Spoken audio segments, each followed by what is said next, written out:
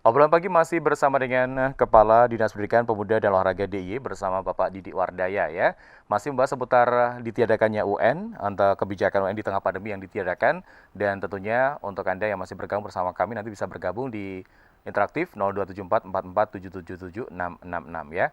Baik Pak Didi, seperti yang sudah saya tanyakan tadi kepada Bapak tentang kendala atau istilahnya bagaimanakah antusiasnya untuk siswa-siswa yang ingin memasuki di jenjang selanjutnya. Apakah ada akan semacam kemerosotan atau kemunduran, bahkan juga adanya keengganan untuk kembali ke sekolah, karena selama ini yang dihadapi adalah mereka hanya di rumah, belajar daring, luring, dan sebagainya. Ini nanti kebijakan-kebijakan yang baru pun juga apakah akan menjadi kendala tersendiri untuk siswa khususnya.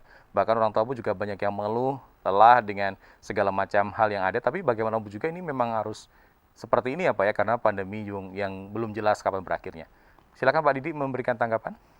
Oke, terima kasih. Terkait dengan belajar. Ya, halo Pak Didi. Halo Pak Didi. Baik Pak Didi, mungkin bisa menjelaskan kembali. Halo Pak Didi. Halo, J. Ya, silakan diulang kembali Pak. Mohon maaf tadi agak putus. J. Ya, Terkait dengan pembelajaran di masa pandemi COVID-19 ini memang menjadi permasalahan dan iya, tantangan bagi kita semua, betul. khususnya termasuk kepada guru-guru kita. Iya, Dan ini sebenarnya adalah masa kita mengembalikan kolaborasi bersama iya, antara orang tua, siswa, orang tua, guru dan masyarakat. iya, Jadi tripusat pendidikan yang dikembangkan oleh Ki Hajar Dewantara ini saatnya kita adopsi kembali. iya, Ini bagaimana ada peran serta semua pihak untuk ini. Nah, kemudian bagi guru-guru sendiri kami sebenarnya menghimbau bagaimana kemudian guru bisa berinovasi, membangun kolaborasi antar guru. iya. Jadi kolaboratif teaching antar guru itu bisa terjadi misalnya mengembangkan sebuah penugasan Mm-mm. project itu kepada siswa yang kemudian bisa dilakukan penilaian bersama-sama misalnya. Oke, iya. Guru bahasa Indonesia bisa menilai dari laporan yang disampaikan, Mm-mm. kemudian guru biologi mungkin bisa menilai dari proses proyek tersebut, misalnya apa, proses menanam kacang katakanlah di dekat rumah. Nah, itu mungkin Iya, bisa iya. dilakukan. Guru matematik menilai apa, nah itu secara kolaboratif mata-mata pelajaran tertentu itu bisa dilakukan. Itu bentuk-bentuk upaya kita bersama supaya anak juga tidak bosan, tetapi ada Betul. sesuatu penambahan kemampuan kepada siswa kita. Iya, Juga bagaimana kemudian orang tua juga ikut mengawasi apa yang betul. dilakukan Iya, oleh siswa tersebut. Itu merupakan satu tantangan tersendiri. iya, Kemudian iya. yang kedua, bisa dikembangkan dengan model pembelajaran bauran. Mm-mm. Jadi siswa bisa datang ke sekolah karena saat ini guru-guru itu juga berada di sekolah. Walaupun kondisi pembelajaran jarak jauh, mereka mengajarnya juga dari sekolah, hanya Iya, siswanya berada di rumah. Itu kalau kesulitan sebenarnya bisa datang ke sekolah tentunya dengan standar prokes yang sudah ditentukan oleh masing-masing sekolah, iya. menanyakan atau mendiskusikan materi yang sulit tersebut, kemudian nanti bisa dilanjutkan di rumah. Oke. Atau bisa juga minta evaluasi, mereka sudah mempelajari beberapa hal, kemudian itu bisa memberi sebagai dasar pengambilan input nilai atau skor dari siswa tersebut. Itu. Iya. Tetapi memang yang kita utamakan adalah bagaimana upaya kita menghindari kerumunan tersebut. Saya kira Iya. itu ya utamanya. Berarti pada intinya guru-guru tetap memberikan semacam Betul. keleluasan kepada orang tua ya Pak, ketika ada kesulitan silakan berkonsultasi secara Ya, langsung itu dengan kita datang ke lakukan. sekolah, karena guru pun juga datang ke sekolah ya Pak, walaupun mengajar tapi secara Ya, daring ya Bapak ya. ya karena guru-guru rata-rata mereka kalau sekolah di internetnya di sekolah otomatis kan tidak membebani pulsanya masing-masing. Nah, itu kan Betul. kita upayakan demikian. Dan rata-rata guru di Jogja itu mereka masuk di sekolah. Ya. Terkhusus untuk sekolah yang berkejuruan nih Pak, untuk masalah UN tadi yang sudah jenengan sampaikan, termasuk juga nanti pembelajarannya seperti apa. Kebanyakan untuk sekolah kejuruan kan harus ada praktek. Nah, untuk Ya. semacam ini pemahaman kepada siswa tersebut atau kepada orang tua seperti apa Pak? Ya, kalau untuk yang SMK, karena praktek itu bagaimanapun juga menjadi roh daripada SMK, Iya, iya. sehingga mereka tetap kita berikan kesempatan untuk melakukan praktek. Baik itu praktek yang sifatnya harian, Mm-mm. terhadap materi pelajaran produktif dan juga nanti ujian Ada ya. keahlian itu. Tapi Kita tetap dengan ada, prokes ya Pak ya? ya tetap dengan protokol Ya. kesehatan yang sangat ketat. Baik. Dan kita jaga kapasitas alat praktek itu tentunya tidak bisa digunakan maksimal 100%, mungkin hanya separuhnya atau bagaimana gitu. Diatur sedemikian rupa ya Pak Betul. ya. Baik, ada yang bergabung kembali. Selamat pagi, halo.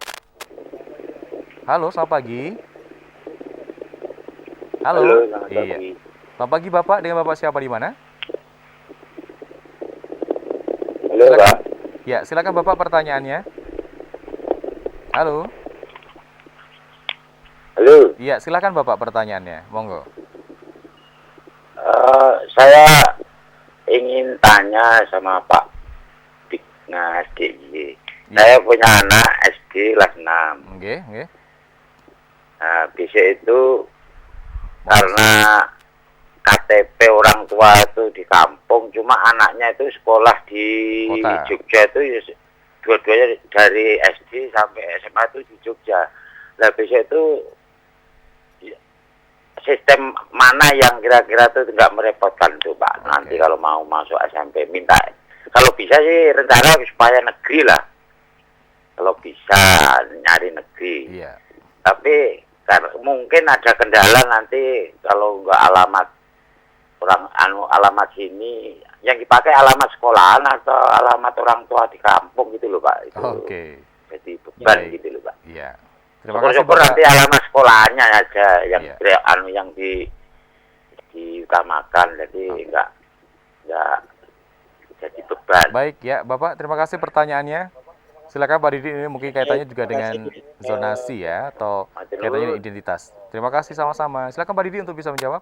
Ya, terima kasih. Sebenarnya gini Pak, terkait dengan PPDB basis zonasi itu konsep dasarnya adalah mendekatkan tempat tinggal siswa dengan sekolah. Sekolah, ya. Ya, jadi sebenarnya yang digunakan basisnya adalah di mana anak tersebut tinggal dibuktikan dengan kakak yang ada di situ. Iya. Walaupun ini nanti tentunya kalau yang di kabupaten kota, artinya yang untuk SD dan SMP itu menjadi kewenangan kabupaten kota, bagaimana mengaturnya. Tapi konsep dasarnya kira-kira seperti itu. Apakah nanti dikembangkan dengan model jalur prestasi yang demikian rupa, atau di dalam zonasi ada prestasi mungkin ya. Tapi itu tadi kalau kita kaitkan dengan kependudukan ya, undang-undang kependudukan, barang siapa tinggal menetap di satu tempat lebih dari 30 hari sebenarnya kan perlu diurus pemindahan kependudukannya. Nah itu jadi itu tadi konsep dasarnya mendekatkan zonasi itu mendekatkan tempat tinggal. Sehingga nanti ini juga membantu tentunya terkait dengan COVID juga membantu. Jadi hilir mudik masyarakat itu bisa terkurangi. Dan sekarang sudah nampak sekali kalau di SMA itu zonasi itu sudah memisahkan. Jadi yang sekolah itu banyak di wilayah kecamatan-kecamatan tersebut itu sudah terjadi saat ini. Saya kira itu. Berarti termasuk zonasi yang sudah berlaku selama bertahun-tahun ini sudah bisa dibilang sangat memiliki kemajuan ya Bapak ya ketika diterapkan. Bahkan juga ketika sekolah-sekolah yang dulunya tidak terdapat orang bilang ini sekolah favorit, sekarang semua sekolah sama saja seperti itu ya Pak ya. Sebenarnya ketika kita membicarakan tentang zonasi, memang tidak ada menjadi sekolah favorit, bahkan harapannya semuanya menjadi favorit. Karena semuanya. Sekolah itu yang pertama itu untuk mutu salah satu itu kan input siswa. Kalau dulu yang sekolah favorit input siswanya sudah bagus-bagus semua. Nah, sekarang dengan model zonasi ini input siswa itu menjadi merata. Jadi sekolah kemudian bisa mengembangkan karena potensi anak-anak itu menjadi heterogen dan seimbang. Buktinya apa? Buktinya ketika kami menyelenggarakan pembinaan opsi Olimpiade Penelitian Siswa Indonesia, itu sekarang pesertanya tersebar di seluruh DIY. Oke, ya. Jadi sudah nampak itu. Ya. Termasuk tadi Pak Didi juga menyampaikan tentang adanya prestasi yang dimiliki oleh siswa tersebut selama ini ikut lomba-lomba kejuaraan yang mendapatkan torehan prestasi, ini juga nanti bisa menjadi perhitungan tersendiri ya Pak ya? Betul ya. Itu menjadi perhitungan tersendiri dan itu kita gunakan ketika anak tersebut mengambil jalur prestasi gitu. Dan itu bisa lintas di luar Yona. Gitu. Oke, ya. Baik Pak Didi, yang terakhir silakan memberikan semacam bagaimanakah gambaran Merdeka Belajar nih untuk nantinya ke depannya dari tingkat SD, SMP, SMA, apakah nanti juga akan ada semacam pembaruan-pembaruan kembali, dan silakan. Ya, Pak Menteri sudah mengambil kebijakan yang kita kenal dengan konsep Merdeka Belajar. Ya. Salah satu Merdeka Belajar tersebut adalah meniadakan UN, itu kemudian mempercayakan sepenuhnya kepada sekolah, Ya. itu untuk melakukan pembinaan pendidikan kepada siswa, sehingga nilai dan segala macam ketentuan lulus dan tidak itu diserahkan sepenuhnya kepada sekolah. Sehingga kemudian yang dilanjutkan berikutnya adalah bagaimana kita mendorong baik itu organisasi penggerak, keterlibatan organisasi-organisasi untuk ikut terlibat meningkatkan mutu pendidikan, kemudian juga ada guru penggerak, bagaimana antar guru itu saling memberikan informasi, dan juga sekolah penggerak yang saat ini baru akan dimulai tahun 2021. Itu melakukan penguatan pembinaan kepada kepala sekolah, guru, serta adanya pendampingan, kemudian digitalisasi pendidikan, serta perencanaan berbasis data. Jadi itu tahun ini di 2021 DIY itu mendapatkan data satu kabupaten di wilayah Gunung Kidul itu untuk menjadi sekolah penggerak, dan ini proses seleksi. Saya kira itu, Mas. Baik, Pak Didi, terima kasih waktunya. Selamat beraktivitas kembali dan semangat di masa pandemi saat ini ya.